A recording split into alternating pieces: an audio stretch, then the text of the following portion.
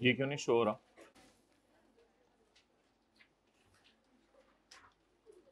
Page number 12।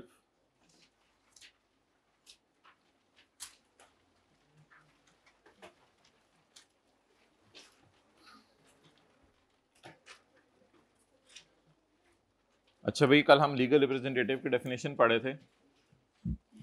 तो हमने legal representative की डेफिनेशन में पढ़ा था कि लीगल रिप्रेजेंटेटिव वो है जो कि पाकिस्तान के कानून की नज़र में, मोबाइल छोड़ दें, मोबाइल तो छोड़ना पड़ेगा ना क्लास में, ये मोबाइल ना आप लोग यूज़ किया करें सारे इसमें। तो लीगल रिप्रेजेंटेटिव की डेफिनेशन ये, इसको 1.5 घंटे बाद ही निकाला करें। लीगल रिप्रेजेंटेटिव की डेफिनेशन ये है कि जो इन लॉ रिप्रेजेंट करे डिसीज्ड की स्टेट को, और दूसरा जो है who intermeddles with the state of deceased person, जो डिसीज्ड पर्सन की जायदाद को से बेजा मदाखलत करने की कोशिश करें, और जिसको जायदाद शिफ्ट हो जाए रिप्रेजेंटेटिव के मरने पर।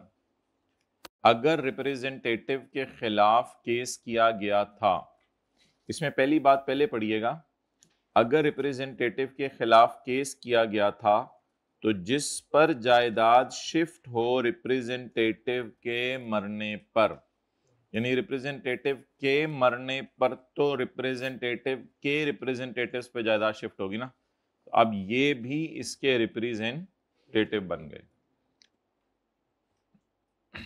जी आप सुनाए भाई तीसरा पॉइंट इंग्लिश में।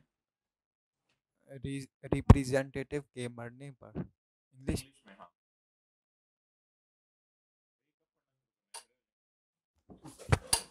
आप सुनाए, आप सुनाए, इंग्लिश में नहीं किया। आप सुनाए। On the death of representative whom on the death of the representative whom the case shift, he will be considered a representative. नहीं ये तो नहीं, आप सुनाए। If the representative is being sued, then on the death of the representative to whom the estate is owed. ठीक है आप सुनाए, ऊंची बोले, खड़े खड़े होना पड़ेगा फिर, खड़े हैं। जी आप सुनाए। रिप्रेजेंटेटिव के मरने पर उसकी जायदाद नहीं रिप्रेजेंटेटिव के मरने पर, ये कौन सी उर्दू में पेपर आने हैं, हद होगी आप लोग अभी तक। जी बोले इंग्लिश में, और उनकी खड़े हैं जी आप, खड़े हो जाए ना आप, खड़े हो जाए, जल्दी करें। जी जी आप सुनाए, खड़े हो जाए। जी आप,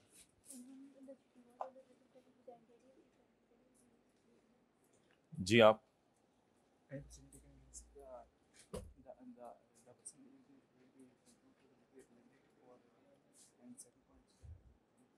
जी आप सुनाए।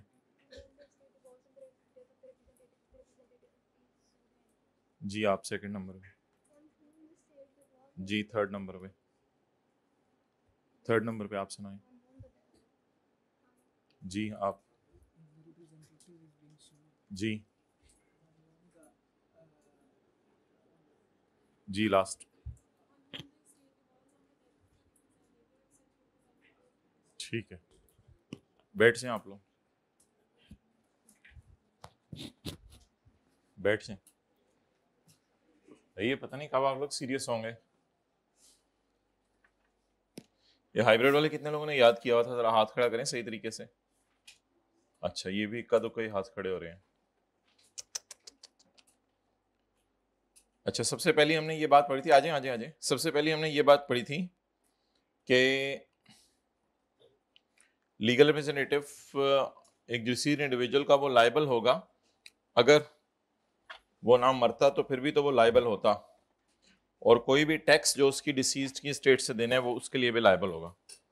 उसकी लायबिलिटी लिमिटेड होगी सिर्फ इस एक्सटेंट तक जहां तक उसकी क्या है, जायदाद है, उससे ज्यादा नहीं। और सबसे पहला हक जो है वो टैक्स लायबिलिटी का होगा, यानी सबसे पहले टैक्स लायबिलिटी उतारी जाएगी, और इसके बाद जो है वो जो केसेस उसके मरने से पहले उसके खिलाफ शुरू हो चुके थे वो भी रिप्रेजेंटेटिव के खिलाफ चलाए जाएंगे, और जो उसके मरने के बाद उसके खिलाफ शुरू हो सकते हैं वो भी रिप्रेजेंटेटिव के खिलाफ चलाए जाएंगे। Okay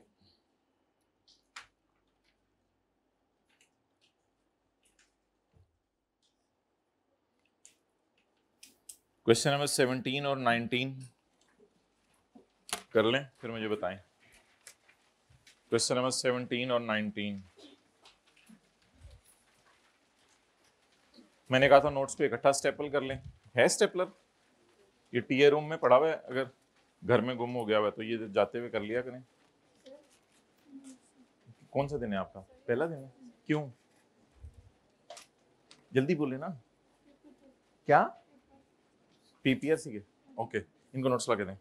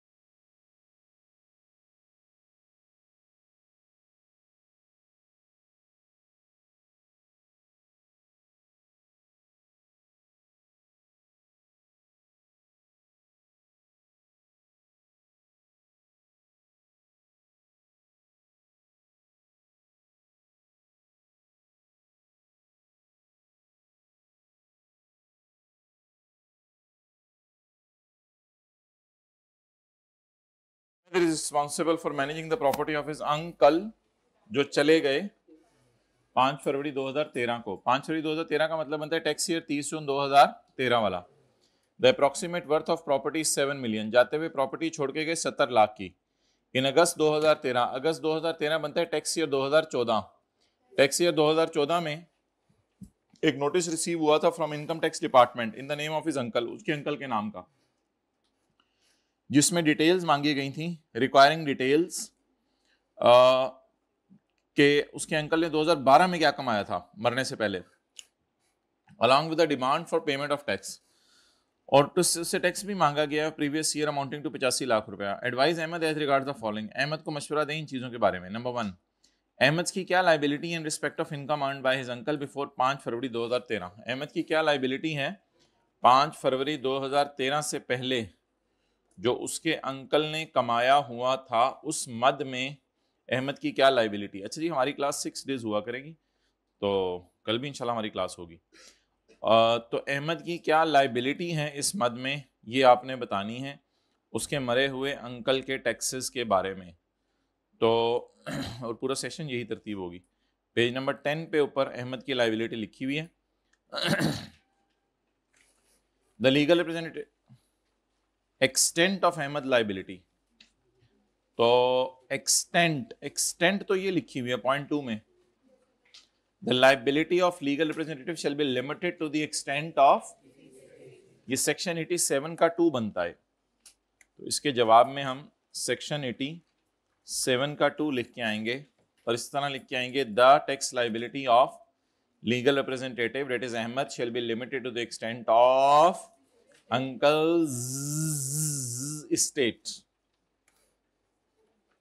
Okay.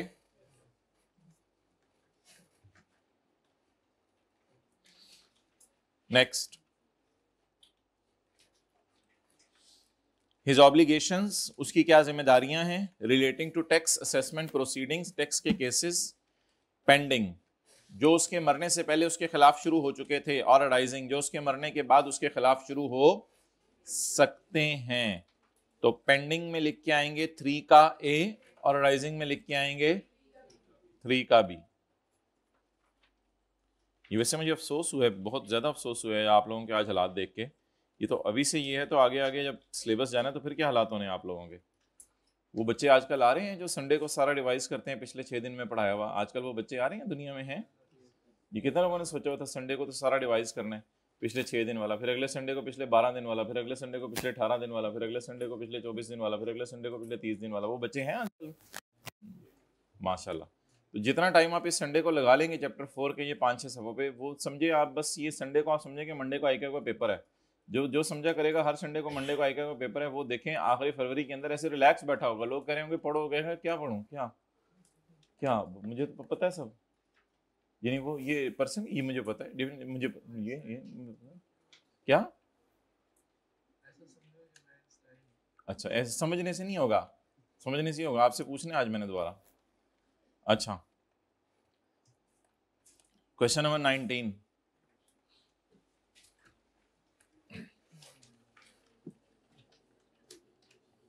The income tax department initiating a proceeding against Mubeen.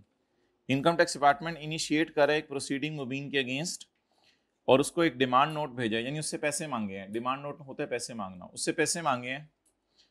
Requiring him to पे द आउटस्टैंडिंग, जिसमें उसको कहा है कि आउटस्टैंडिंग टैक्स पे करो 2015 का अलॉन्ग विद डिफॉल्ट सरचार्ज। लेकिन सेटलमेंट से पहले, पैसे देने से पहले, along with default surcharge, however before settlement Mubeen died in a car accident. तो मुबीन से पैसे मांगे जा रहे थे। इससे पहले कि मुबीन पैसे देता, मुबीन ही चला गया। एक दिन मुबीन से पैसे लेने गए तो पता चला मुबीन की तो मैयत पड़ी हुई है। अंडर द प्रोविजन ऑफ खालाजी का ordinance, sorry income tax ordinance 2001, describe whether tax authorities would be able to recover the amount of tax after Mubeen's मरना एंड व्हाट, यस लिखाइएगा आप लोगों ने यस ही लिख के आना है, मुझे पता है। And what would be the extent of such recovery, क्या उसके मरने के बाद भी उससे टैक्स रिकवर किया जा सकता है। तो इसके जवाब में हम लिख के आएंगे yes, the legal representative shall be liable for any tax an individual would have become liable if he had not, and any tax in respect of income of तो describe whether would be able to recover tax, so would be able to recover tax के जवाब में लिख के आएंगे 87 का 1 और extent के जवाब में लिख के आएंगे 87 का 2। कमेंट ये ना लिखाइएगा, no comments. Comment on status, ओए हो क्या सवाल है, देखें। कमेंट ऑन स्टेटस पे कमेंट करें। किसके स्टेटस पे कमेंट करना है? हाइब्रिड में लेट आने पे कमेंट करना है। कमेंट जल्दी दे देना, ये तो गिर जाएंगे आखिरी रो से, ये जगह दे दें। Comment on the status of proceeding initiated against Mubeen, जो प्रोसीडिंग मुबीन के अगेंस्ट शुरू हो चुकी है उसका स्टेटस बताएं। ये कौन सी वाली प्रोसीडिंग पूछ रहे? इनिशिएटेड, इनिशिएटेड, टेड या to be ted? Ted. Initiated कौन सी वाली होंगी? पेंडिंग। तो ये 3 का ए पूछ रहे सिर्फ, 87 के 3 का ए। अब ओवर एफिशिएंट बन के 3 का बी लिख के आएंगे तो एग्जामिनर 3 का बी देख के कहेगा हाँ,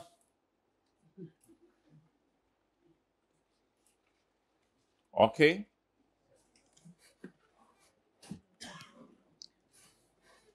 ये समझदानी साथ वाले की कैसी है? 1-2 दिन से आपके साथ बैठा, थोड़ा अंदाजा हो गया होगा।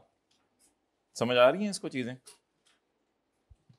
एक्सप्रेसिव नहीं है आप लोग, चुप करके बैठे रहते ना, हाँ ना ना, जो भी बात करो फिर अगली बात।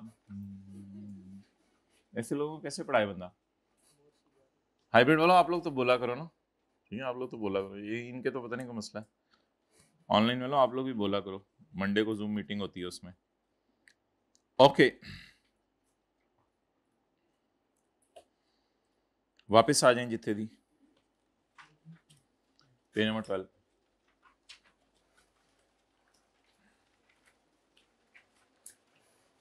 ऑथर्स,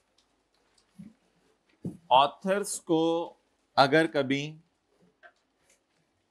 किताब लिखने में 24 महीने से ज्यादा का अरसा लग जाए, ऑथर्स को किताब लिखने में 24 महीने से ज्यादा का अरसा लग जाए, तो ऑथर्स के पास ये ऑप्शन अवेलेबल है कि ऑथर्स जो है वो उस किताब से जो पैसे कमाए हैं, उस किताब से जो पैसे कमाए हैं उन पैसों को 3 साल में इनकम में डाल दें, उन पैसों को 3 साल में इनकम में डाल दें। ये उनके पास एक ऑप्शन अवेलेबल है। Where the time taken by an author of a literary और आर्टिस्टिक वर्क, कोई लिटरेरी आर्टिस्टिक वर्क ऑथर कर रहा है, टू कंप्लीट द वर्क, उसको काम पूरा करने में 24 महीने से ज्यादा लग गए, 24 महीने लगे फिर नहीं, 23 महीने लगे फिर नहीं, द ऑथर में चूज, अगर वो चाहे तो ये पसंद कर लेगा, द लम्प सम अमाउंट, जो इकट्ठी उसको अमाउंट मिली है, द लम्प सम अमाउंट, जो इकट्ठी उसको अमाउंट मिली है, received in a tax year, किसी भी साल किताब के छपने की वजह से, एज अ रॉयल्टी, उसकी किताब की रॉयल्टी के तौर पे मिली है, फॉर द वर्क, जो उसने काम किया था। इसको एज्यूम करो, असल में ये फिक्र है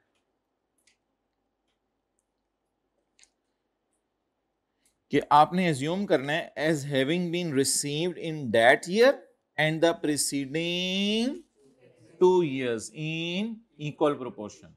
समझा जाएगा ये पैसे इस साल मिले हैं और पिछले 2 साल मिलते रहे हैं इन इक्वल प्रोपोर्शन। क्या इस बात का मतलब है? इस बात का मतलब ये है कि आसिफ साहब ने 60 लाख रुपया इनको मिला 2014 में, क्योंकि ये किसी किताब के ऑथर है, तो चुप रहे ना, तो 2014 में इसको 6 मिलियन 60 लाख रुपया मिला।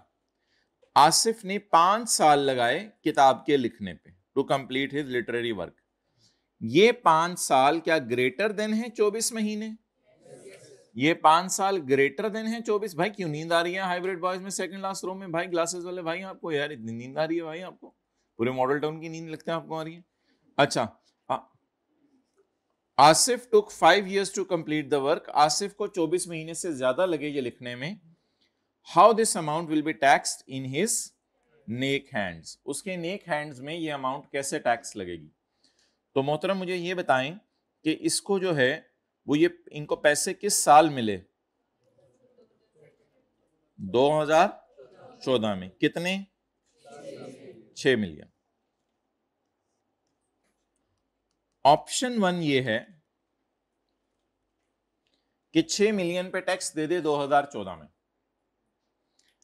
और ऑप्शन 2 के बारे में लिखा हुआ है ही मे चूज। ऑप्शन 2 वो चूज कर सकता है, ही मे चूज, कि इस 6 मिलियन को स्प्लिट करके 3 सालों में गिरा दे, इस साल और इससे पिछले 2 साल। तो 6 मिलियन को 3 हिस्सों में तोड़ें, 2 मिलियन, 2 मिलियन, 2 मिलियन, 2013 और 2012। अब इसके पास 2 ऑप्शंस हैं, या 6 मिलियन पे इस साल टैक्स दे दे, या 2-2 मिलियन पे करके हर साल टैक्स दे दे। अब बेसिकली ये 3 सालों की टैक्स कैलकुलेशन दोबारा जमा करवाएगा। हो सकता है इसने इस साल कुछ ना कमाया हो तो हुकूमत को कहो मैंने कुछ भी नहीं कमाया, हो सकता है इस साल भी इसने कुछ ना कमाया हो, लेकिन 14 में इसको एकदम पता चला कि मैंने 6 मिलियन कमा लिया। अब या तो 6 मिलियन पे फौरन टैक्स दे दे इस साल, वो एक हैवी अमाउंट होगी, या 6 को तोड़ के 3 हिस्सों में टैक्स दे। टैक्स तो इधर ही खड़े होके देगा, टैक्स तो 2014 के बाद ही खड़े होके देगा, लेकिन अब देगा 3 सालों में का इकट्ठा टैक्स, लेकिन क्या एज्यूम करते हुए कि हर साल मैंने कितना कमाया है। इससे इसको बहुत बड़ा बेनिफिट मिलेगा, इससे इसको बहुत बड़ा बेनिफिट मिलेगा। इसको बेनिफिट ये मिलेगा कि हमने पेज 6 के ऊपर पढ़ा था, अल्लाह आपका भला करे, पेज 6 के ऊपर हमने पढ़ा था कि अगर एक बंदे की इनकम 6 मिलियन से ज्यादा है तो उस पे तो टैक्स रेट लगता है 45%, 45%। लेकिन इसकी इनकम जब 2-2-2 है, बोले इसकी इनकम 2-2-2 है, इसकी इनकम जब 2-2-2 है, एंजॉय करें थोड़ा सा, 2-2-2 है, तो फिर इस पे रेट क्या लगेगा? अब 30%, 30%, 30% 90 नहीं हो जाएगा, को बोंगी ना हारिएगा ये ये नहीं है। तो इस पे या तो 30, या तो पूरे 6 मिलियन पे 30% लग रहा है, या पूरे 6 मिलियन पे 40। अब क्या फिजिबल है? तोड़ो तोड़ो तोड़ो, या जुड़ा रहने दें? बोले तोड़ो तोड़ो तोड़ो, तोड़े, नोट कर लें। अब कौन सी ऑप्शन फिजिबल है? क्या पसंद करेंगे आप? बीइंग अ ह्यूमन बीइंग क्या पसंद करेंगे? चाय पीना, हाथ दो। बीइंग अ ह्यूमन बीइंग आप क्या पसंद करेंगे? तोड़ना पसंद करेंगे या जुड़े रहना पसंद करेंगे? तोड़ना पसंद करेंगे। हाइब्रिड में बॉयज में सेकंड रो में बॉय बॉल पॉइंट निकाल के भी लिखने लगा है। ग्रीन शर्ट पहनी में भाई ने भी लिखने लगे हैं। साथ वाले को पहले जरा सलाम दो कर रहे थे।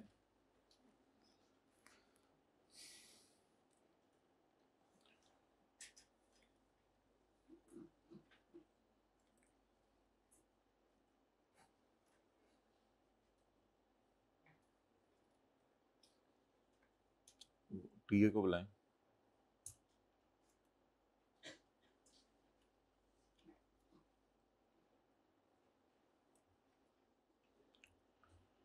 आना होता है, रोजाना आना होता है ना आना होता है।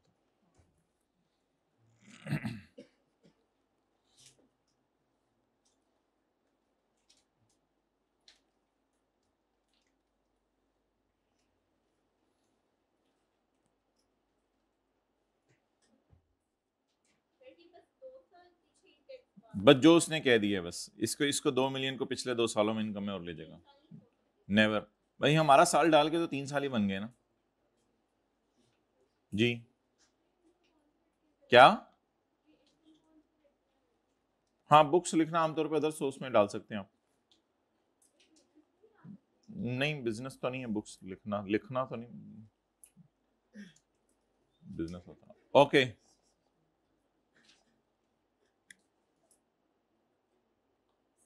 जी। हाँ हाँ, टैक्स हमने 2014 में ही देना पड़ेगा।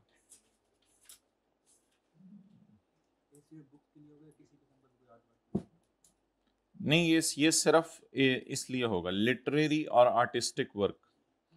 कोई ऐसा ऑथर ने जबरदस्त काम किया हो जिसके करने में 24 महीने से ज्यादा लग गए हों। ये नहीं कि आप साइड पे होकर 2 महीने में कोई अफसाना लिख दो और फिर आप भी कोई ये बेनिफिट मिले। 24 महीने लगाने जरूरी है। 24 महीने का रिकॉर्ड कौन रखेगा भाई? ये तो हमें नहीं पता। हम तो एज्यूम करेंगे टैक्स पेयर सच बोलता है। ये हम पुलिस वाले तो नहीं है कि इन चक्रों में पड़े हैं इस क्लास में बैठ के कि ये कैसे होगा वो कैसे होगा। तो पूरे लॉ में हमें बस ये एज्यूम करना पड़ेगा कि टैक्स पेयर आके सच बोल रहा है। भाई FA 2 में एंट्रेंस पे चेक लगाना है फिजिकल में, वो कल ओवर क्राउड हो गए थे। ठीक है। अच्छा जी, इसको अंग्रेजी को दोबारा पढ़ लें। ये बेनिफिट सिर्फ उसको अवेलेबल है जो ऑथर है ऑफ लिटरेरी और आर्टिस्टिक वर्क, और जिसको काम करने में कितना अरसा लगा?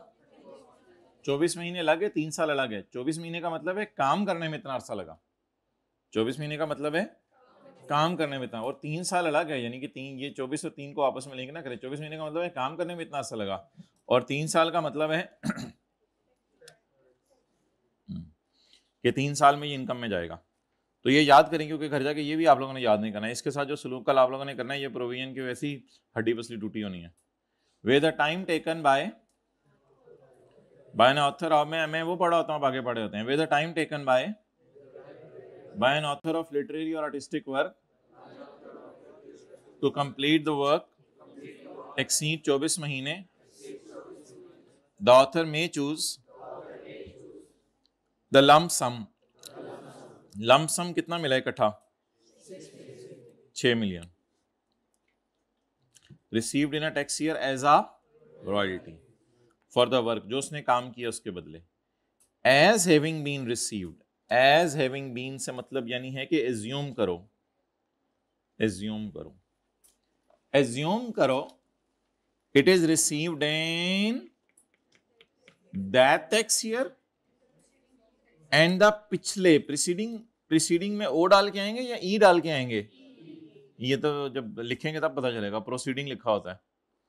And the preceding two tax years in equal proportion, बराबर बराबर।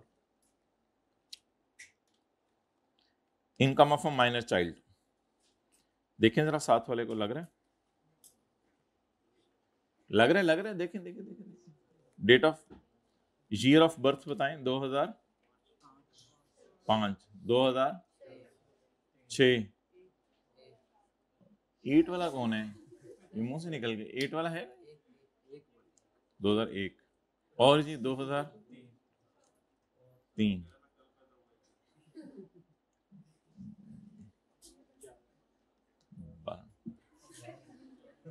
है कोई?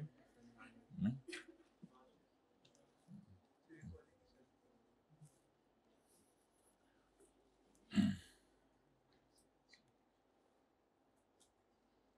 मुन्ना कौन होता है?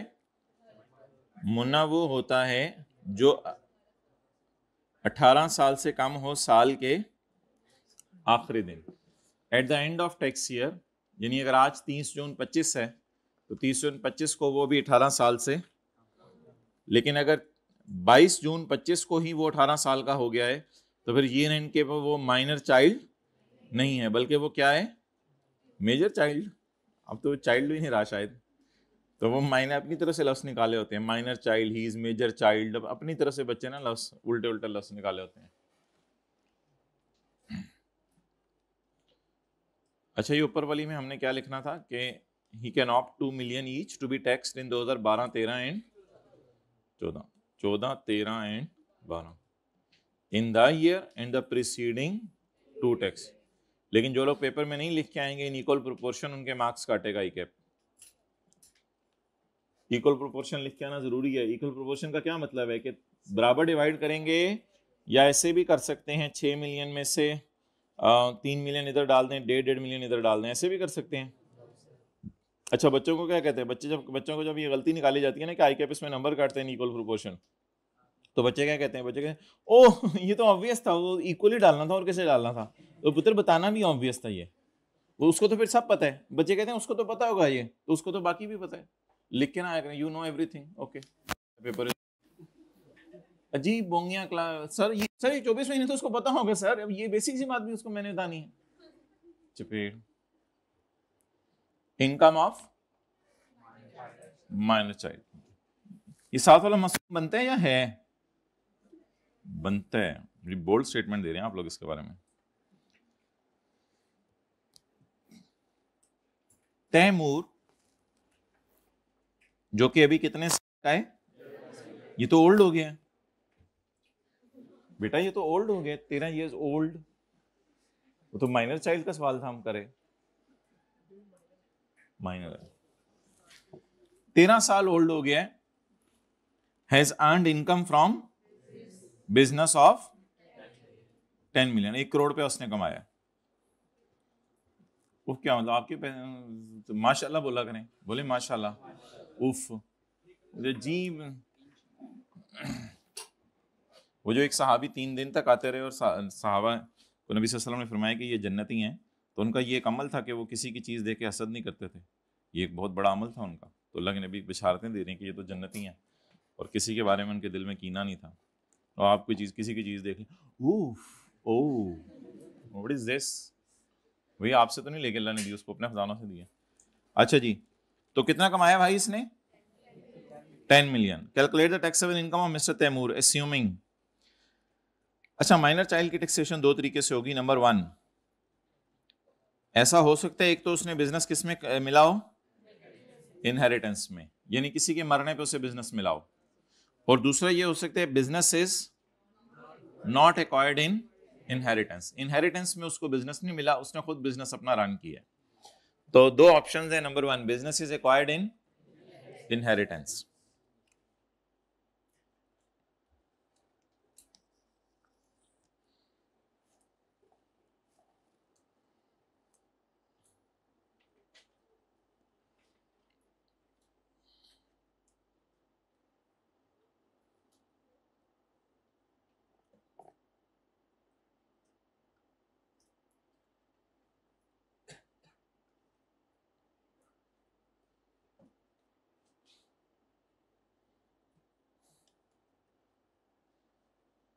तो अगर बिजनेस उसने इनहेरिटेंस में एक्वायर किया है तो ये टैक्सेबल होगा इन हिज ऑन हैंड्स। ये कैसे टैक्सेबल होगा बोलें?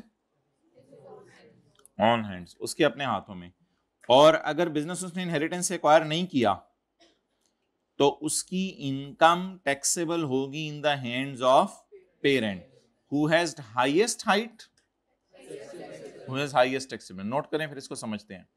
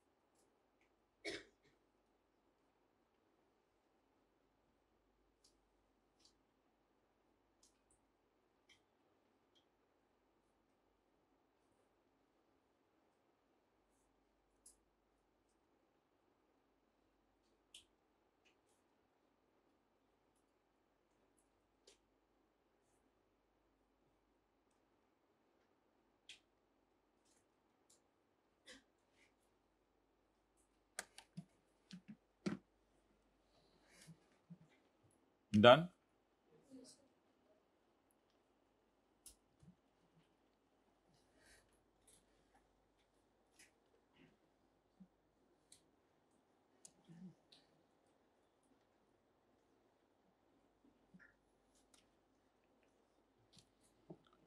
अगर आपने बिजनेस इनहेरिटेंस में एक्वायर किया है, इनहेरिटेंस में एक्वायर करने का क्या मतलब है? इनहेरिटेंस में एक्वायर करने का मतलब ये है कि अब्बू या अम्मी की डेथ हो गई, उनसे आपको बिजनेस मिला। तो अगर आपने बिजनेस इनहेरिटेंस में एक्वायर किया है तो फिर आप इस पर खुद ही टैक्स दें। यानी इसमें ये नहीं कहा जाएगा कि ये माइनर चाइल्ड है तो ये टेबल 1 टेबल 2 कैसे लगाएगा, इसको क्या पता टेबल कैसे लगाना है। वो लॉयर को हायर करे, जो मर्जी करे, हमें उससे कंसर्न नहीं।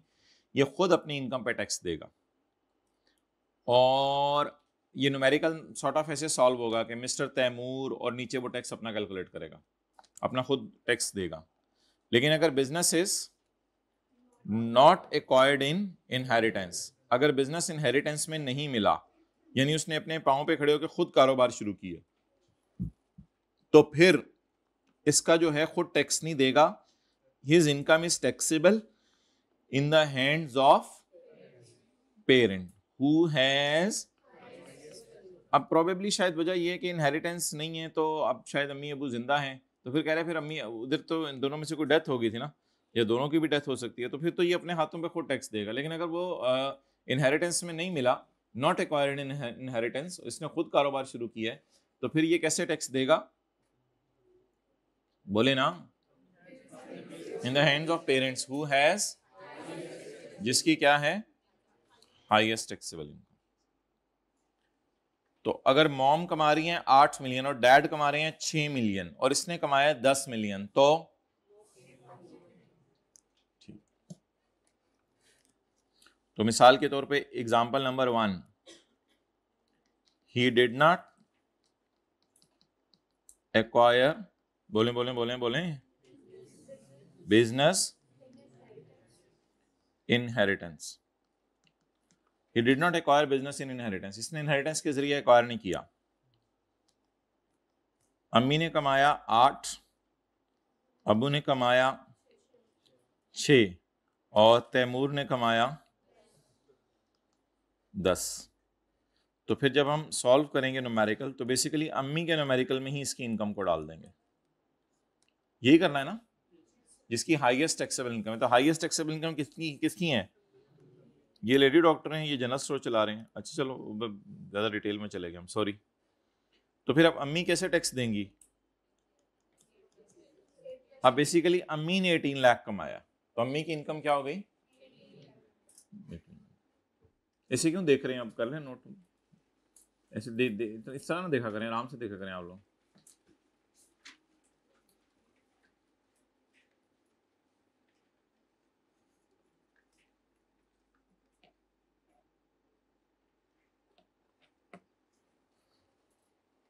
ये अम्मी डैड और तैमूर भी बना रहे हैं? नहीं, इनको बनाना जरूरी नहीं है, बस एग्जांपल नोट करें।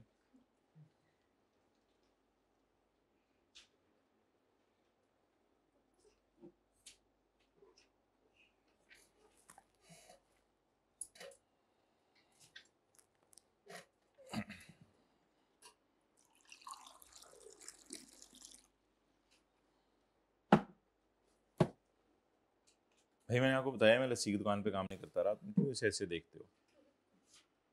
मेरी मर्जी, जैसे मर्जी पानी डालो।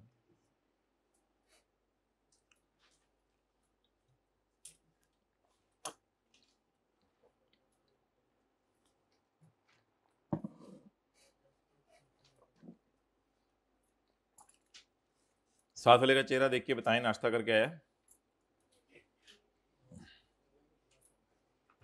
कितने लोग करके आए नाश्ता? हाइब्रिड वाले भी जरा हाथ खड़ा करें। करके आया करें भाई, करके। कितने लोग नहीं करके आए? क्यों नहीं करके आते? ये जो जिन्होंने दोनों पे हाथ नहीं खड़े किए, ये क्या सोच रहे थे करने का? सामने आए और छोड़ के आ गए। बी एक्सप्रेसिव, से यस और नो इन लाइफ। अगला बंदा सवाल पूछ रहा होता है कई दफा आप लोगों से, आप बी एक्सप्रेसिव इन लाइफ, या हाथ एक पे खड़ा करें या दूसरे पे खड़ा करें कुछ।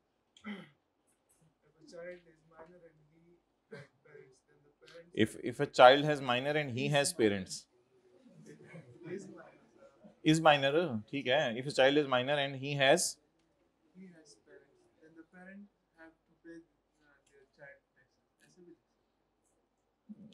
इस तरह तो देखो, if he has parents then parent has to pay tax, ऐसी कोई बात नहीं है।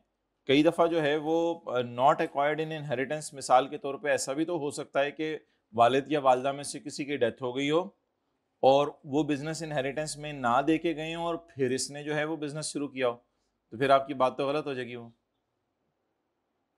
वैसे अजीब सी बात कर दी है ये भाई, थोड़ा सा बात अजीब सी साइड पे ले गए हैं। मैंने ऐसे पूछ रहा हूँ कि अगर अम्मी अब्बू में से किसी की डेथ हो गई है तो क्या ऐसा हो सकता है कि अम्मी अब्बू की डेथ होते हुए उनका अपना कोई कारोबार ना हो?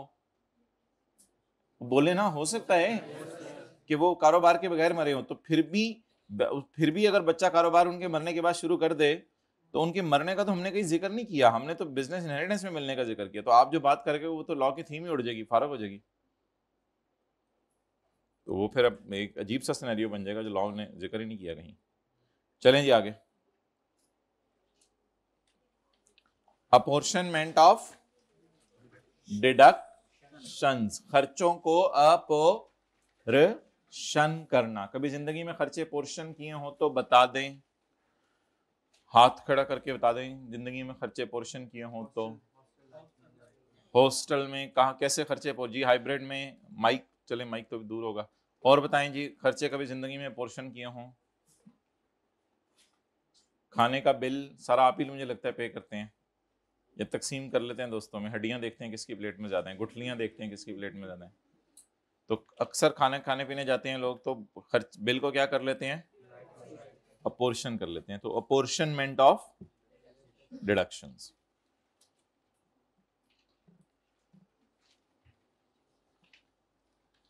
रियाज चौधरी एक रेजिडेंट पर्सन है, उसने आपको ये इंफॉर्मेशन दी है। कहते हैं मेरी एक पाकिस्तान में दुकान है, उसकी मैंने सेल की है 3 लाख की। एक मेरी कनाडा में दुकान है, वहां मैंने सेल की है 7 लाख की। पाकिस्तान की दुकान के खर्चे हैं 10,000 और कनाडा की दुकान के खर्चे हैं 7,000। Advertisement expenditure incurred on a TV channel seen on both places is 5,000। Advertisement एक चली है टीवी चैनल के ऊपर जो कि दोनों मुल्कों में देखी जा रही है। ठीक है जी, बहुत जबरदस्त, दोनों मुल्कों में एडवर्टाइजमेंट देखी जा रही है। तो कनाडा में भी देखी जा रही है, पाकिस्तान में भी देखी जा रही है। अब सवाल यह राइज होगा कि ये बंदा कितने किस्म की इनकम कमा रहा है? 2 किस्म की। नंबर 1 पाकिस्तान में इनकम कमा रहा है एंड नंबर 2 बाहर के मुल्क में। 3 लाख में से हम 10,000 माइनस कर देंगे क्योंकि पाकिस्तान में हमने शौकत को नौकरी पे रखा हुआ है, उसको तनख्वाह दी होगी, और कनाडा में हमने जॉन को नौकरी पे रखा हुआ है, उसको 7,000 तनख्वाह दी होगी। लेकिन ये जो इश्तेहार चला है ये किन मुल्कों में देखा गया है? दोनों मुल्कों में देखा गया। अब जब हम सवाल सॉल्व करने की साइड पे आएंगे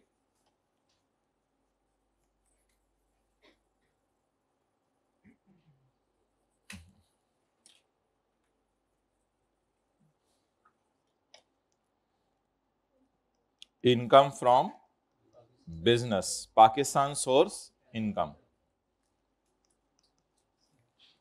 इसकी सेल है 3 लाख और सैलरीज हैं 10,000 और इसमें से माइनस करेंगे एडवर्टाइजमेंट का खर्चा। इसके बाद इसकी बिजनेस इनकम बाहर के मुल्क में है, उसमें इसकी सेल है कनाडा। कनाडा कहते हैं कनाडा कहते हैं, आप लोग क्या कहते हैं? कनाडा, ठीक है। सैलरीज कहाँ रहती हैं पुप्पो? कैलगरी में रहती हैं कनाडा में, या कहाँ रहती हैं? अच्छा इधर ही भाई पत्तों की में रहती हैं।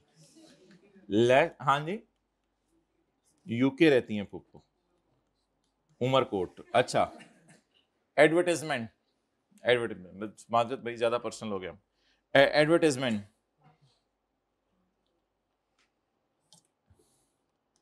$5,000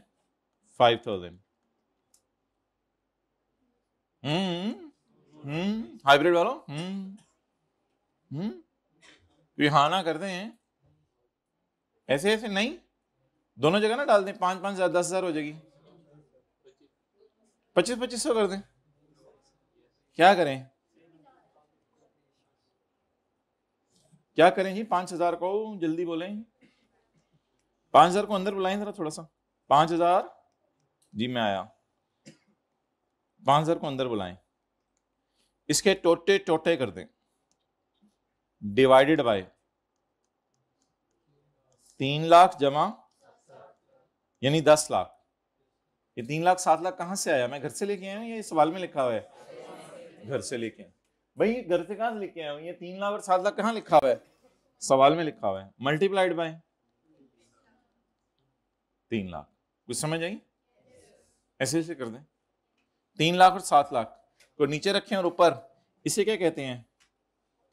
डी नो नी न्यू मी नी डी नी नो, डिनोमिनेटर, और इसको न्यूमरेटर। तो इन दोनों को कहां ले जाएं? डिनोमिनेटर में। और जब पाकिस्तान की इनकम निकाल रहे हैं तो इसको कहां ले जाएं? चलें ऊपर रखें नीचे रखें, ये कर दें, कुछ परेशान हो रहे हैं डिनोमिनेटर न्यूमरेटर से। और जब इधर भी 3 लाख 7 लाख को नीचे ले जाएं और इसमें फिर ऊपर किसको ले जाएं?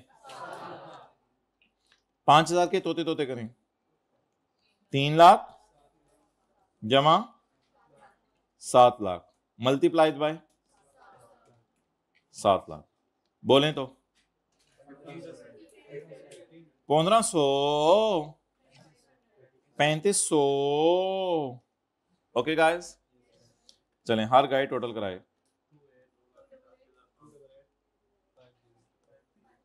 288। अब 5,000 में से 1,500 इधर चला गया और 3,500 इधर चला गया। चलें नोट कर लें पहले, फिर टोटल कर लेते हैं। डब्बे में डब्बा, डब्बे में केक, आपका दोस्त 2-3 में 1, ज्यादा ना, इंशाल्लाह और भी दोस्त आने हैं जिंदगी में। जी बोलें, क्या करना है? विंग्स ऊपर कराने हैं या बंद करवाने हैं? विंग्स ऊपर कर दें भाई, इसके परों को ऊपर कर दें, जल्दी करें भाई। बॉल पॉइंट मुंह में नहीं डालनी, बस ये ऑब्जेक्टिव है पूरे सेशन, बॉल पॉइंट मुंह में नहीं डालनी।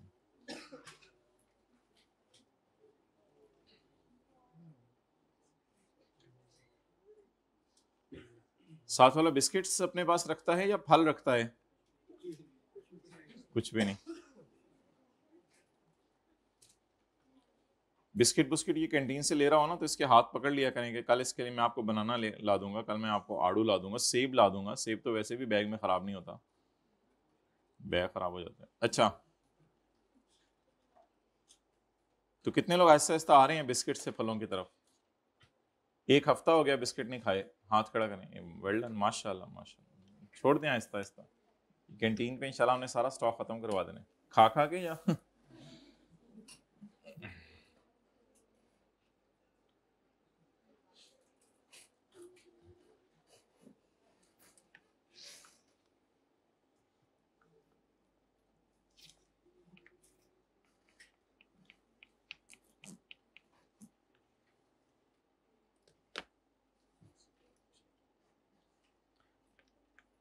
कभी ना साथ वाले को सरप्राइज दिया करें, जबरदस्त किस्म की ठंडी लस्सी बना के लाएं इसके लिए, जबरदस्त को सरप्राइज दिया करें। कभी कभी ये खुश हो जाए, जरा चुप करके इसके बैग में रख दी कोई चीज, घर जाके इसने देखा टॉफी पड़ी हुई थी बैग में। कभी दिए सरप्राइज साथ वाले को? हाथ खड़ा करें। ना बोलते हैं, ना हाँ करते हैं, ना लोगों के साथ इंटरेक्ट करते हैं, बस मोबाइलों के साथ लगे रहते हैं पूरा दिन। भाई लोगों के साथ वक्त गुजारें, बड़े अच्छे होते हैं लोग।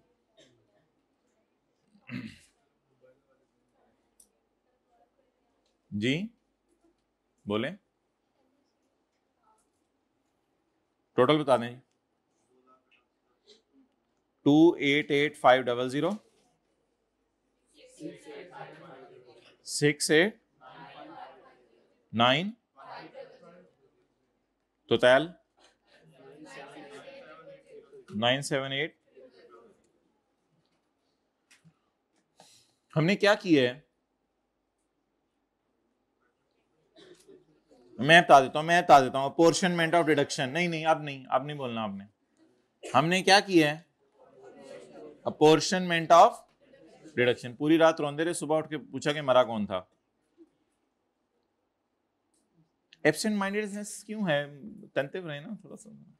अभी हेडिंग हमने क्या पढ़ी थी शुरू में, तो मैंने आपसे पूछा हमने क्या किया, आपने कहा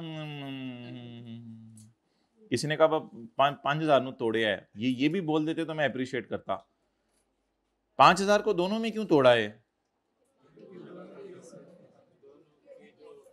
क्योंकि ये दोनों मुल्कों के अंदर हुई है। ऐसा ही है,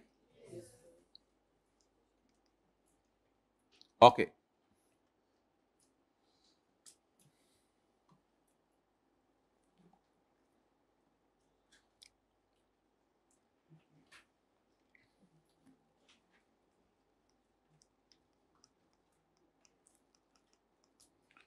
नॉर्मल टैक्स रिजीम, यानी नॉर्मल टैक्स जिन चीजों पे लगता है, रिजीम मींस एक कैटेगरी समझ लें जिन पे नॉर्मल टैक्स लगता है, वो है इनकम फ्रॉम सैलरी। मेरी बात देखो ना, की करे नोट्स नु की कर, मैं कुछ किया नोट्स नु चिल्ड्रन, मैं आपसे कह रहा था कि मेरी तरफ देखें, आप नोट्स से खेलने लग गए हैं। Income from property, income from other source, ये नॉर्मल टैक्स रिजीम की चीजें हैं, ये नॉर्मल टैक्स रिजीम की चीजें हैं। हाइब्रिड में थर्ड रूप में मेरी तरफ देखें, मेरी तरफ, हाइब्रिड में मेरी तरफ देखो, नॉर्मल टैक्स रिजीम। इसके बाद कुछ चीजें होंगी जो जाएंगी फाइनल टैक्स रिजीम, और कुछ चीजें होंगी सेपरेट। मैं टाइम दबाऊंगा, नोट कर, तू तैयारी कर, मैं दसांगा, I will tell you please.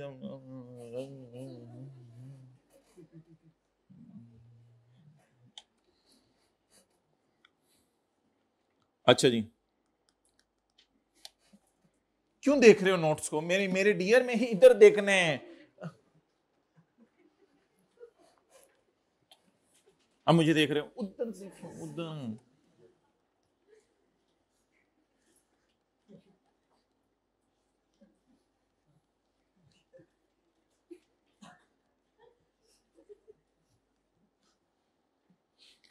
अच्छा जी, कैपिटल गेन इनकम में मैंने आपको बताया था होता है शेयर खरीद के बेचना, लेकिन डिविडेंड इनकम आपको पता है शेयर खरीद के नहीं बेचे जाते। डिविडेंड इनकम ये होती है कि शेयर पड़े रहते हैं और डिविडेंड आता रहता है। यू नो समथिंग अबाउट मज, भैंस जिसको बफलो कहते हैं आपके इलाके में, तो मज जो है वो दूध भी देती है, और अगर मज दूध देना बंद कर दे या आपका दिल ना चाहे तो आप मज को बेच भी सकते हैं। तो शेयर्स भी बिल्कुल मज की छोटी बहन होते हैं। शेयर्स जितना अरसा आपके पास रहेंगे उतना अरसा ये उतना अरसा ये डिविडेंड देते रहेंगे, उतना अरसा ये डिविडेंड देते रहेंगे। और जब शेयर से आपको डिविडेंड अच्छा मिलना बंद हो जाए या आपको पैसे चाहें तो आप शेयर से ही जान छुड़ा। लेकिन अगर आपने शेयर बेच दिया, आप जाके दूध लेंगे उस भैंस के बाद चपेट में, आप किसी और की भैंस कहेंगे नाते तुम। ओके, इज इट सो ना? तो जब तक भैंस आपके पास है तब तक क्या एंजॉय करें? दूध। और जब आप भैंस को बेच दें तो बस कैपिटल गेन आ गया आपका। तो जब तक शेयर्स आपके पास हैं आप क्या एंजॉय करें? शेयर्स का मतलब है कि आपने पीटीसीएल के मालिक बन गए तो पीटीसीएल हर साल आपको अपने प्रॉफिट में से हिस्सा देगी। लेकिन अगर आप पीटीसीएल के शेयर से ही जान छुड़ा लें तो that will be income from. So I hope कि मतलब समझ आ गया होगा डिविडेंड इनकम में और उसमें। तो कल की क्लास में हम पढ़ेंगे डिविडेंड इनकम पर नॉर्मल रेट नहीं लगते। नॉर्मल रेट तो हमने पढ़े थे टेबल 1 और 2 में। डिविडेंड पर अलग रेट है, वो 15% रेट है, वो आपको कल बताया जाएगा। इसको कहते हैं फाइनल टैक्स रिजीम। इसी तरह बैंक से अगर आप इंटरेस्ट इनकम कमाएं तो वो भी कभी कभी कहां चली जाती है। इसके अलावा कुछ सेपरेट ब्लॉक इनकम्स भी हैं, यानी जिनके ऊपर सेपरेट रेट्स लगने हैं, वो बिल्कुल ही हट के, वो ना ये वाले रेट लगते हैं टेबल 1 2 वाले, ना ये वाले रेट लगते हैं, उन पे तो बिल्कुल ही अलग रेट लगते हैं। तो ये 3 किस्म की कैटेगरीज हैं हमारी इनकम्स की। इसके लिए अगर आप 1-2 मिनट के लिए अगले सफ़े पे आ जाएं, उससे अगले से ओ तेरी खैर, उससे अगले से ओ तेरी खैर, यहाँ पे आ जाएं पेज नंबर 17 पे।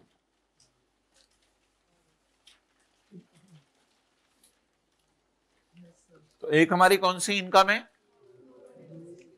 आगे जी पेज 17 के ऊपर एक बॉक्स बना हुआ एंड पे। एक हमारी कौन सी इनकम है? Normal tax regime. और एक फाइनल टैक्स रेजिम, जिसको मैंने वहां दरमियान में रखा था, यहाँ इस साइड पे रख दिया, फाइनल टैक्स रेजिम। इसका अजीब सा नाम है प्रिजम्पटिव टैक्स रेजिम, उसको छोड़ें। और एक हमारी कौन सी इनकम है?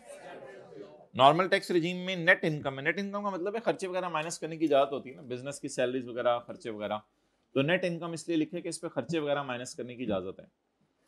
तो बहरहाल अभी ये कोई बात इतनी इंपॉर्टेंट नहीं है हमारी डिस्कशन के लिए। नॉर्मल रेजिम में कौन कौन सी इनकम्स आती हैं? Salary, capital gain, property, total income आ गई। इसमें से क्या माइनस होंगे? क्या आ जाएगी?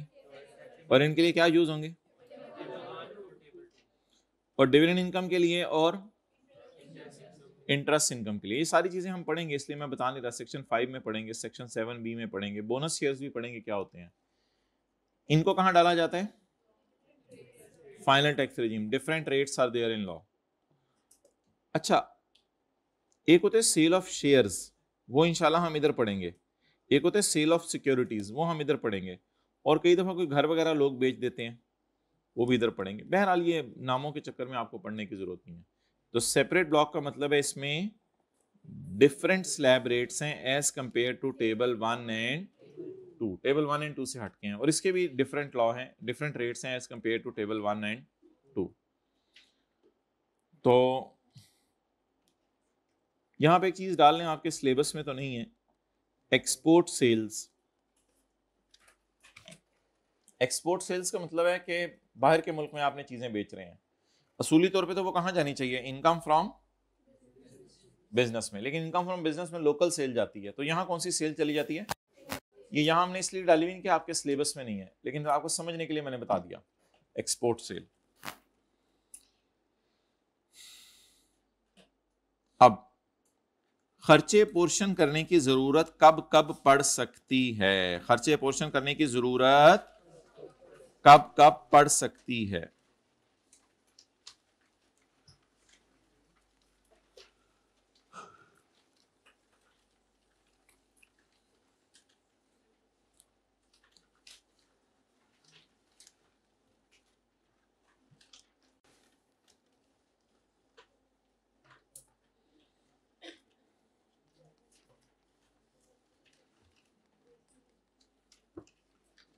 ग्राउंड फ्लोर के ऊपर आप जो है वो कमा रहे हैं इनकम फ्रॉम बिजनेस। आपकी दुकान है, आपका जनरल स्टोर है, और फर्स्ट फ्लोर आपने किराए पे दिया हुआ है, और खुद आप सामने फुटपाथ पे रहते हैं। तो ग्राउंड फ्लोर पे आप अपना कारोबार कर रहे हैं, फर्स्ट फ्लोर के ऊपर आपने अपना घर किराए पे दिया हुआ है, और खुद छत पे सो जाते हैं। चलें, तो अब ऐसी सूरत में एक सवाल अराइज होगा कि जो बिजली का बिल आया है, बिजली का मीटर लगा हुआ है यहाँ पे, बिजली का बिल आया है, तो बिजली का बिल तो फिर दोनों हेड्स में पोर्शन करना पड़ेगा, जैसे भी हमने एडवर्टाइजमेंट को पोर्शन किया है। तो हो सकता है ज्यादा बिजली आपकी इस्तेमाल हुई हो दुकान पे, दुकान पे एसी वगैरह चलते रहते हैं, 24/7 खुली रहती है। और जिस बंदे को आपने घर किराए पे दिया हुआ है, वो बेचारा जो है वो थका हारा रात को आता है, थोड़ी देर के लिए एसी चलाता है, फिर सुबह चला जाता है। अभी गैर शादीशुदा है, पूरा दिन कमरा खाली पड़ा रहता है। जिसको भी आपने घर किराए पे दिया हुआ है, वो थोड़ी बहुत ही बिजली इस्तेमाल कर रहा है। तो फिर मुनासिब ये होना चाहिए कि अगर बिजली का बिल 1 लाख रुपया है, तो 70-80 हज़ार रुपया यहाँ डाल दें, और 20-30 हज़ार रुपया यहाँ माइनस कर दें। पूरा बिजली का बिल बिजनेस इनकम में से माइनस कर सकते हैं हम? नहीं। क्यों? वेयर एक्सपेंडिचर और डिडक्शन रिलेट टू कमाना ऑफ मोर देन। मैं एक हेड ऑफ इनकम में इनकम कमा रहा हूं या 2 हेड्स में? नीचे में जनरल स्टोर खोल के इनकम कमा रहा हूं, ऊपर में घर किराए पे दे के इनकम कमा रहा हूं। 2 तरीके से मैं इनकम कमा रहा हूं। जब मैं कोई खर्चा करूं जो एक से ज्यादा हेड के लिए किया जाए, तो क्या करें? द खर्चा, बोलें, द खर्चा shall be तोड़ो on any मुनासिब बेसिस, on any मुनासिब बेसिस। उस एक्टिविटी की नेचर देखते हुए, उसका साइज देखते हुए जरा देख लो। ये नहीं कि अन्य वहां तोड़ दो कि आधा खर्चा इधर डालो, आधा खर्चा इधर डालो। पागल है? 50,000 का बिल नीचे, 50,000 का बिल ऊपर। तो जब हम इनकम फ्रॉम बिजनेस कैलकुलेट करेंगे, तो इनकम फ्रॉम बिजनेस कैलकुलेट करते हुए उसकी सेल में से थोड़ा सा बिजली का बिल माइनस कर लेंगे, जैसे अभी मैंने वो एडवर्टाइजमेंट माइनस की है, और जब हम इनकम फ्रॉम प्रॉपर्टी निकालेंगे तो उसके रेंट में से थोड़ा सा खर्चा माइनस कर लेंगे। तो दोनों हेड्स पे खर्चे को क्या कर देंगे, बोलें अप और। क्या हमने कोई ऐसा सवाल किया आज तक जिंदगी में जिसमें हमने एक खर्चे को दो हेड्स पे पोर्शन किया हो? हाँ, हमने अभी ये देखें 5,000 को पाकिस्तान इनकम और फॉरेन इनकम, ये भी अलग हेड्स ऑफ इनकम है, तो इनके ऊपर हमने पोर्शन किया है। बेसिकली हेड्स ऑफ इनकम 10 हैं, 5 नहीं है, यानी ये पाकिस्तान सोर्स इनकम्स भी बन सकती हैं और फॉरेन। तो 10 हेड्स ऑफ इनकम है, तो इनके दरमियान खर्चे अगर कभी पोर्शन करने पड़े तो कर देंगे। हमारी मिसाल में मैं क्या कमा रहा था, इनकम। दोनों इनकम्स ही किसकी थी, नॉर्मल रिजीम की। अच्छा, ये जो चीजें हैं ना, ये पांचों, इनको कहा जाता है हेड्स ऑफ इनकम। इन पांचों का नाम हमने क्या पढ़ा था, हेड्स ऑफ इनकम। ये पांचों का नाम कल परसों हमने पढ़ा था, क्या पढ़ा था, हेड्स ऑफ इनकम। अच्छा भाई, ये बात याद रखिएगा,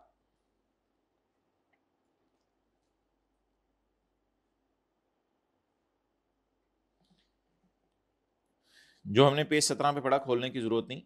ये सारे क्या हैं, हेड्स ऑफ इनकम, और यहां से हम इनकम कमा रहे हैं, ठीक है।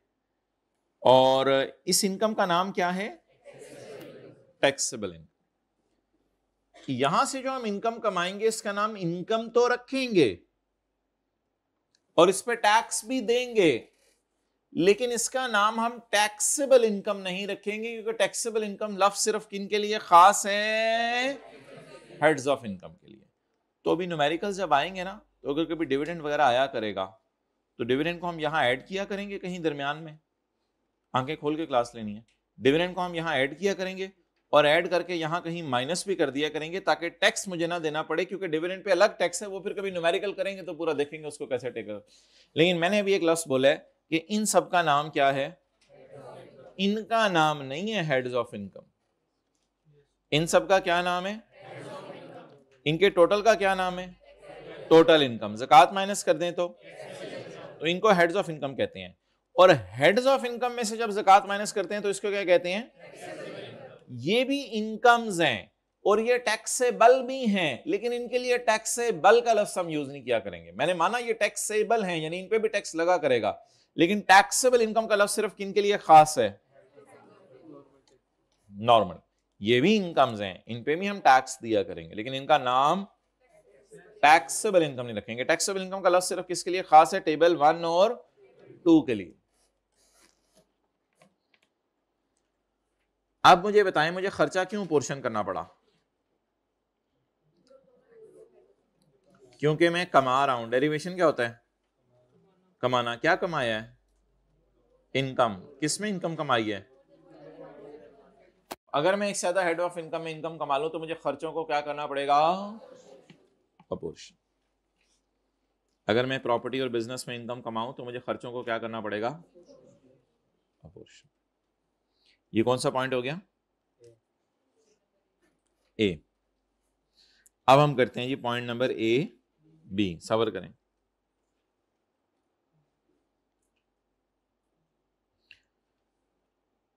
ऐसा भी तो हो सकता है मैं ग्राउंड फ्लोर पे इनकम फ्रॉम बिजनेस करके लोकल सेल कर रहा हूं पाकिस्तान में, यानी ग्लव्स बना के पाकिस्तान में बेच रहा हूं, और फर्स्ट फ्लोर के ऊपर ग्लव्स बना के मैं एक्सपोर्ट कर रहा हूं, तो मैं दोनों जगह बिजनेस इनकम कमा रहा हूं।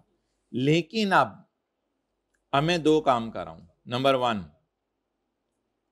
एक मैं टैक्सेबल इनकम कमा रहा हूं और एक मैं फाइनल टैक्स रिजीम वाली इनकम। अब जब बिजली का बिल आएगा तो जाहिर बात है मशीनें ग्राउंड फ्लोर पे भी चली होंगी जो ग्लव्स बनाने हैं, और मशीनें फर्स्ट फ्लोर पे भी चली होंगी, तो इसलिए मुझे खर्चे को दोनों में क्या करना पड़ेगा, अपोर्शन। क्लियर होगी बात। तो बता दें, जब बिजली का बिल आएगा तो जो लोकल हम बेच रहे हैं ग्लव्स, उनके लिए भी मशीनें चली होंगी, और जो हम एक्सपोर्ट कर रहे हैं ग्लव्स, उनके लिए भी मशीनें चली होंगी, लेकिन इनका नाम हम अजीब सा रखेंगे। We are earning income which is taxable income, यानी इनमें से कोई, and we are earning income which falls under final tax regime.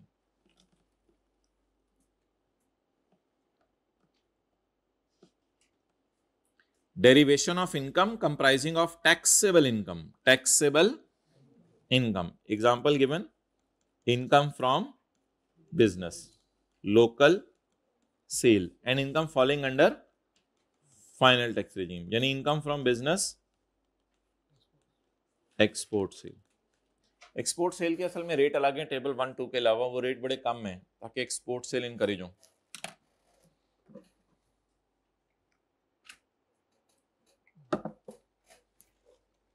भाई ये पानी ठंडा रखवाया करें। आपको चाहिए अपनी बोतल में पानी? आपको चाहिए अपनी बोतल में पानी? ले लें। हाँ हाँ बोतल लाओ, डाल दूं? नहीं फुल कर देता हूँ। नहीं नहीं नहीं, नहीं ले लो तो थोड़ा सा।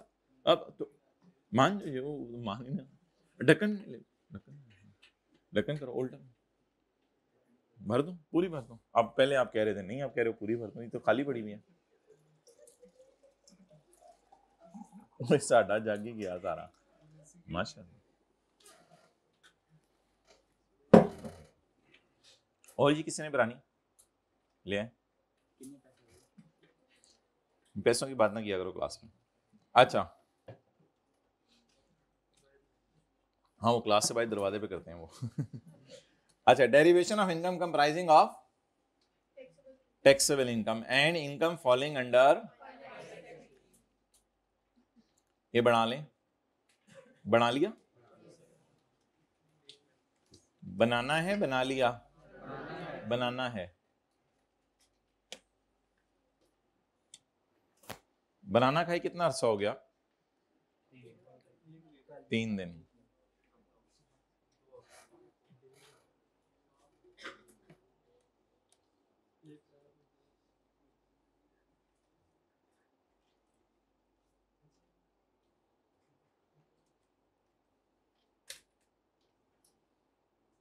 अपनी और साथ वाले की खुराक का ख्याल रखा करें, जंक फूड ना खाने दिया करें इसको।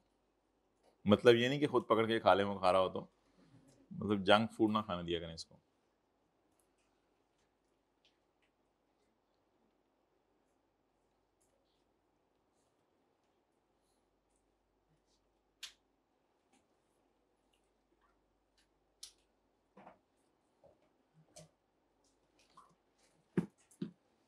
पुराने ज़माने के स्कूल नहीं अच्छे होते थे, बाहर निकलते थे गाजर मूली मिल रही होती थी, खीरे मिल रहे होते थे, याद है? ऐसे काट काट के नमक डाल, नहीं? अच्छा, वो ऐसे स्कूलों में पढ़ा हुआ बाहर ऐसी चीज़ें नहीं मिलती। पॉइंट नंबर बी,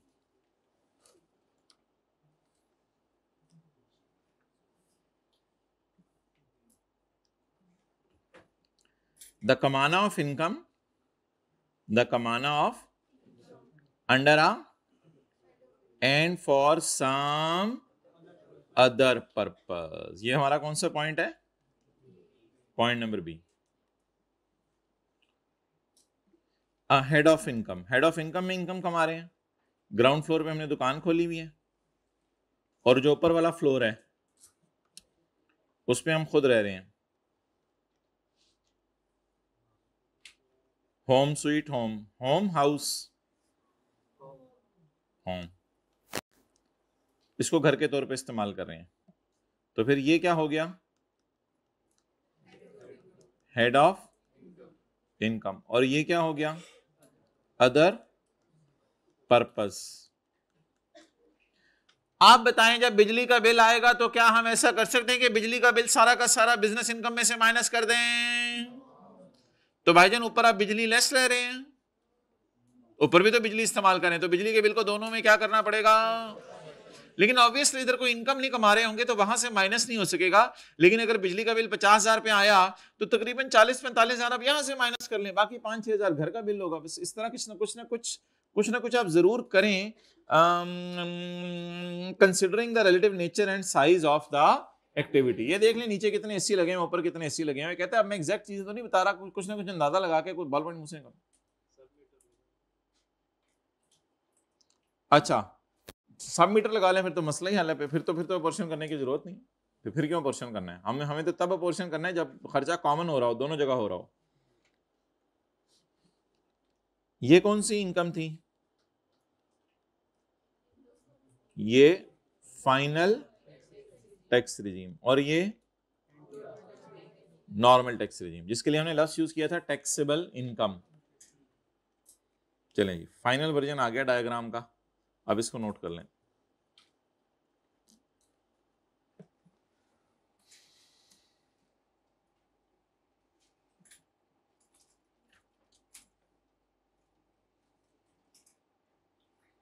भाई वो आपने मुझे लेक्चर नहीं दिए, मैंने कहा था वीडियो लेक्चर्स।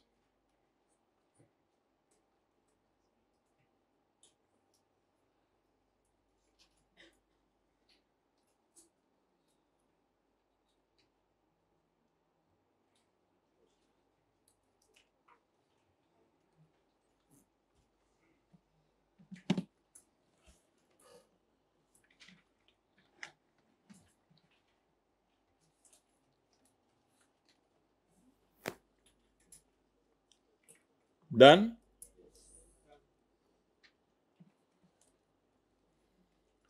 आप जरा अच्छे अच्छे बच्चों की तरह इसको पढ़ लें। जब कभी, भाईजान चेहरा शरीफ इधर रखे ना, जब कभी हम खर्चा या डिडक्शन करें एक से ज्यादा हेड ऑफ इनकम में इनकम कमा रहे हो,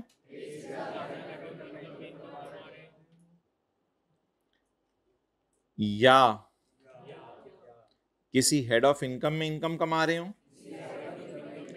और फाइनल टैक्स रिजीम की इनकम कमा रहे हो, किसी हेड ऑफ इनकम में इनकम कमा रहे हो या एक्सपोर्ट सेल कर रहे हो final tax regime,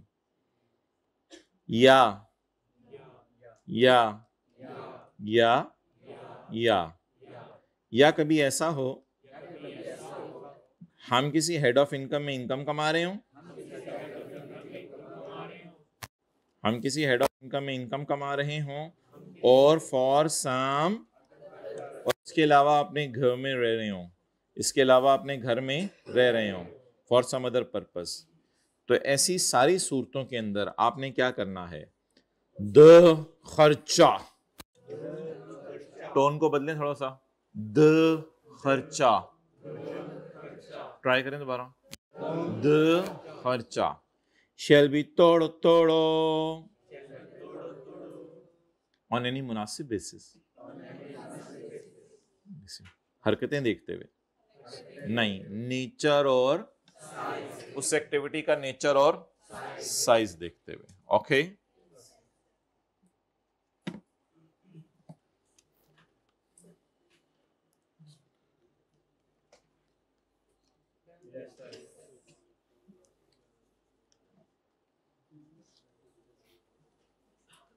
apportionment of, खर्चों को क्या करना, तकसीम करना। अगर मैं एस्यूम करूं कि मिस्टर रियाज नॉन रेजिडेंट है, अभी तो मैंने ऊपर वाले सवाल में क्या एज्यूम किया था कि ये क्या है, रेजिडेंट की कौन कौन सी इनकम टैक्सेबल होती है, पाकिस्तान सोर्स और, लेकिन अगर मैं ये एज्यूम करूं कि ये नॉन रेजिडेंट है और पाकिस्तान में 10-15 दिन रुका है, फिर इसकी सिर्फ कौन सी इनकम टैक्सेबल होगी? जवाब क्या आएगा हमारा, जवाब हमारा 978 आएगा या फिर जवाब हमारा 288,500 आएगा? इसको मैं जवाब ही समझूं आपकी तरफ से, ये जवाब इसका क्या आएगा, 2,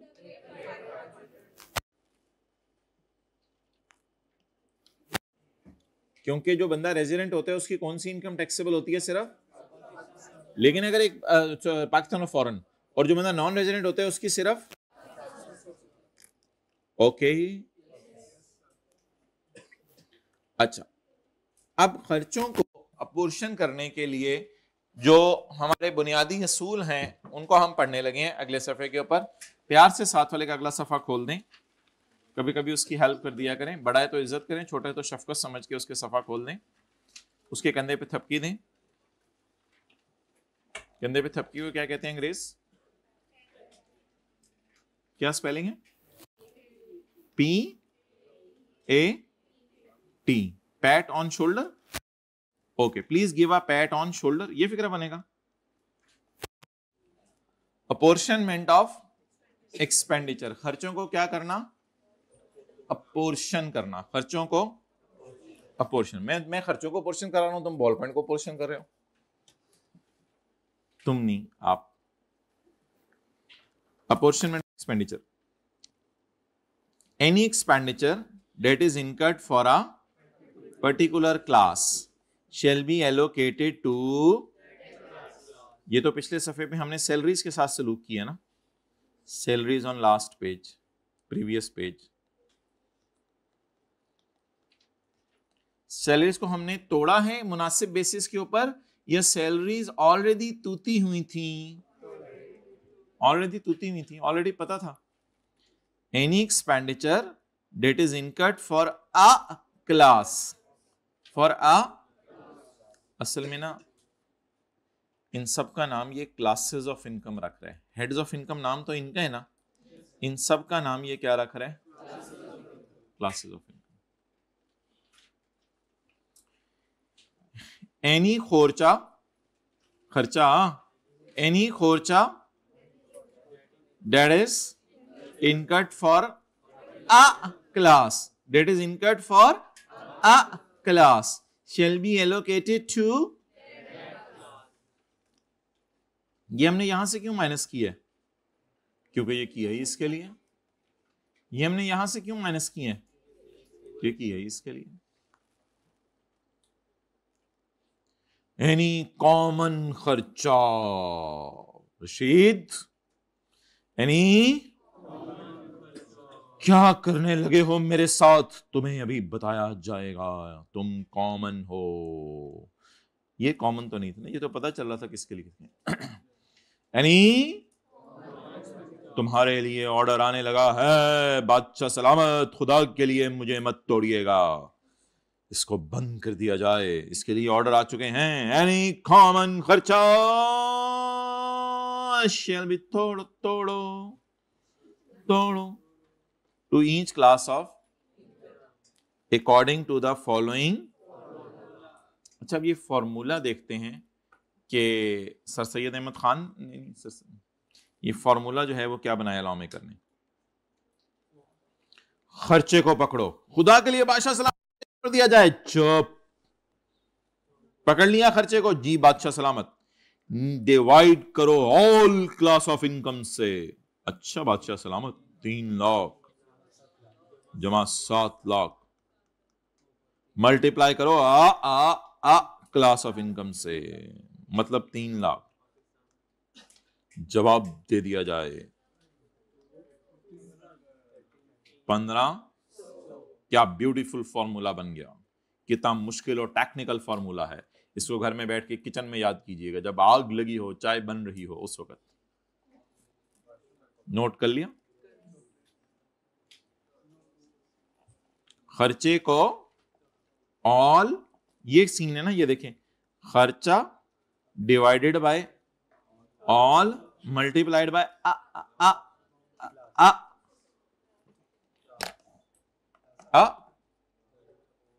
समझा, ये पिछली भी जा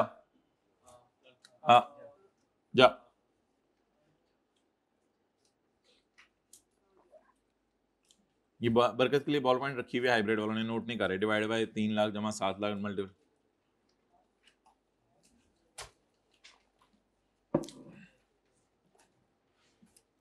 पॉइंट डेप्रिशिएट कर जाती है इस्तेमाल होने से।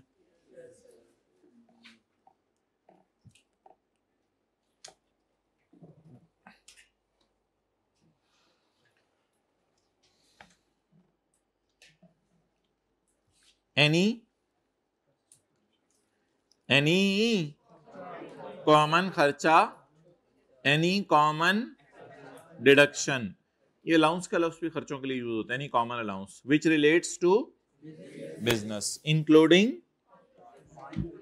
फाइनल एंड, फाइनल इनकम तो मैंने आपको बता दिया, एग्जाम्प्ट इनकम भी मैंने आपको बताया हुआ, कौन सी थी,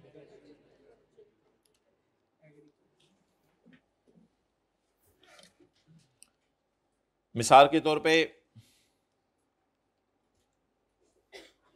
ये एक जमीन है, यहां पे आप जो है आपने खेतियां उगाई हुई हैं, फसलें, फीलिंग आ रही है, चलें जबरदस्ती ले आए। इस जमीन पे आपने फसलें उगाई हुई हैं, एप्पल, आप डायग्राम बना लीजिएगा जब आप सीए कर लें तो बीसी पे गुजारा चलाएं। और इधर आपकी दुकान है,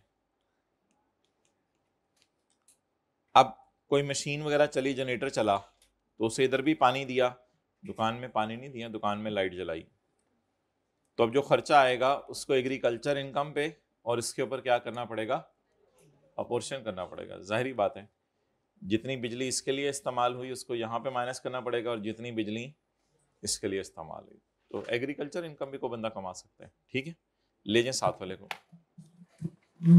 कहाँ लेके जाएंगे? लॉ की क्लास में।